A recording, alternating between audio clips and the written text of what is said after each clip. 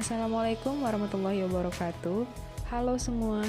Pada kesempatan kali ini, kami peserta Latsar CPNS Kabupaten Indragiri Hilir, PPSDM Regional Bandung, Angkatan 35, Kelompok 2, akan menyampaikan presentasi kami mengenai analisis isu global tentang pandemi COVID-19.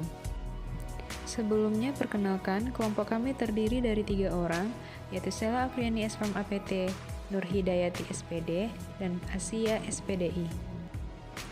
Baiklah, latar belakang. Corona pertama kali ditemukan pada Desember 2009 di Wuhan dan mulai masuk ke Indonesia pada tahun 2020 yang menjangkit 2 orang warga di kota Depok, Jawa Barat. Corona adalah penyakit yang disebabkan oleh virus SARS coronavirus 2, di mana corona dapat menyebabkan gangguan sistem pernapasan, mulai dari gejala yang ringan seperti flu, hingga infeksi paru-paru seperti pneumonia. Sebagaimana kita ketahui bahwa seluruh wilayah di Indonesia masih terus berupaya untuk mengendalikan COVID-19. Seiring dengan menetapkan 3T, vaksinasi COVID-19 juga digalakkan pada sejumlah kelompok prioritas. Kendati demikian, masih dibutuhkan peran seluruh masyarakat untuk tetap disiplin menerapkan protokol kesehatan.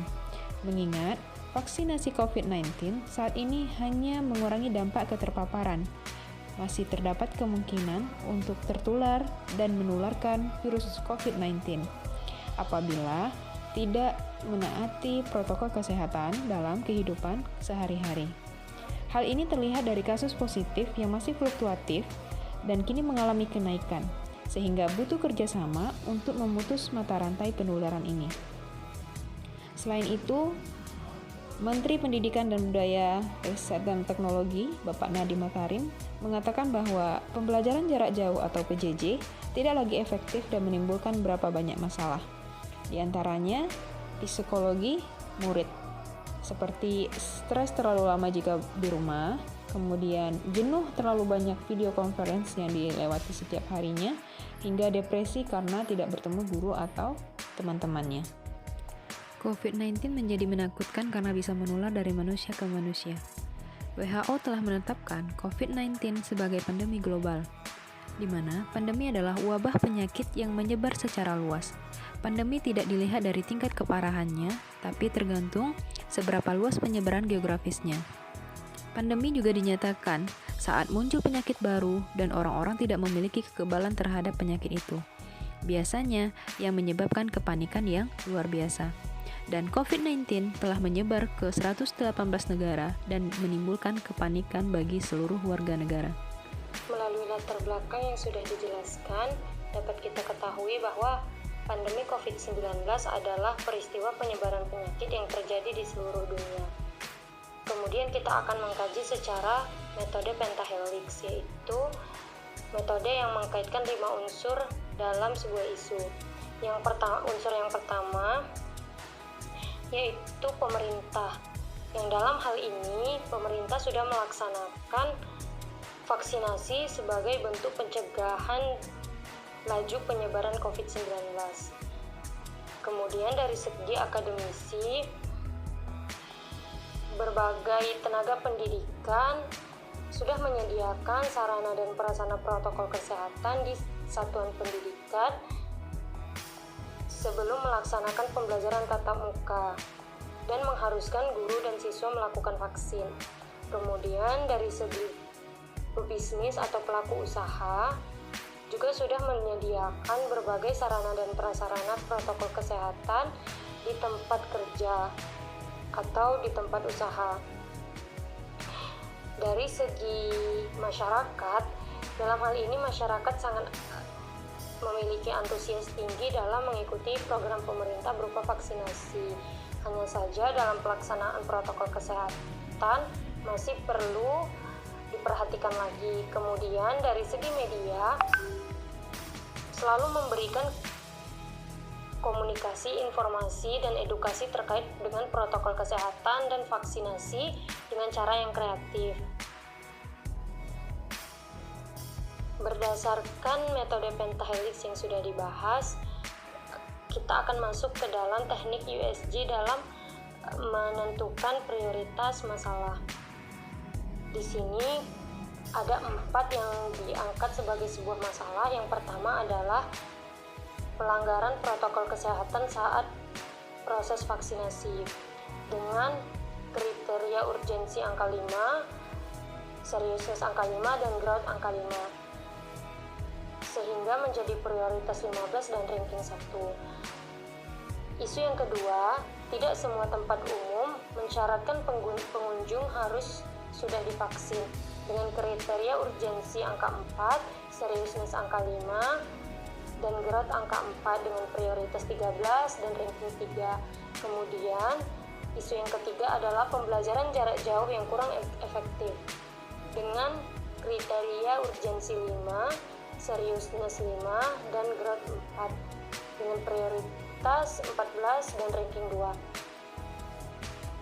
Terakhir ada tingginya biaya rapid dan swab test dengan kriteria urgensi angka 3, seriusness angka 3, dan growth angka 4 dengan prioritas 10 dan ranking 4. Berdasarkan USG tersebut, dapat kita ketahui bahwa yang menjadi prioritas masalah adalah pelanggaran protokol kesehatan saat proses vaksinasi. Selanjutnya kita akan masuk ke teknik fishbone untuk menentukan akar permasalahan tersebut. Yang pertama dari segi metode, yaitu kurang terstrukturnya proses vaksinasi di lapangan. Dari segi sarana, yaitu kapasitas tempat tidak menampung jumlah masyarakat yang ingin divaksin. Kemudian dari segi manpower, yaitu kebutuhan masyarakat akan sertifikat vaksin meningkat saat ini. Hal ini dikarenakan secara material, sertifikat vaksin dijadikan salah satu syarat administrasi tertentu. Selanjutnya kita masuk kepada metode SWOT. Pada metode SWOT terdapat 2 kriteria, yaitu opportunity atau peluang dan threat atau ancaman. Yang pertama, opportunity atau peluang, kekuatannya merata dan menyeluruhnya vaksinasi dalam menekan laju penyebaran COVID-19. Sedangkan kelemahannya, proses vaksinasi harus tetap mematuhi protokol kesehatan dengan ketat. Yang kedua, threat atau ancaman, kekuatannya, pelanggaran protokol kesehatan saat vaksinasi dapat menimbulkan klaster baru penyebaran COVID-19. Sementara kelemahannya, jumlah dosis vaksin harus dapat memenuhi kapasitas kebutuhan masyarakat agar tidak terjadi manipulasi sertifikat.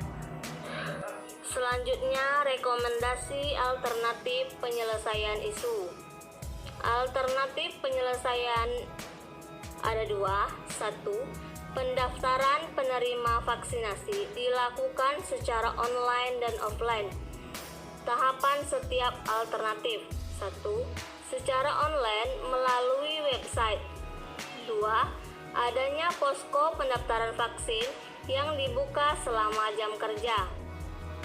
Hasil yang diharapkan, tidak lagi terjadi kerumunan dan pelanggaran protokol kesehatan saat proses vaksinasi. Alternatif penyelesaian yang kedua, yaitu penambahan jumlah dosis vaksin. Tahapan setiap alternatif, permintaan penambahan jumlah dosis ke instansi berwenang, Dinkes dan Kemenkes. Hasil yang diharapkan, terpenuhinya permintaan vaksinasi secara merata dan menyeluruh. Pihak yang terlibat, 1. Kemenkes, 2. Dinkes, 3. Penyelenggara vaksinasi atau nakes, 4. Masyarakat. Demikianlah presentasi dari kelompok kami. Semoga bermanfaat dan terima kasih.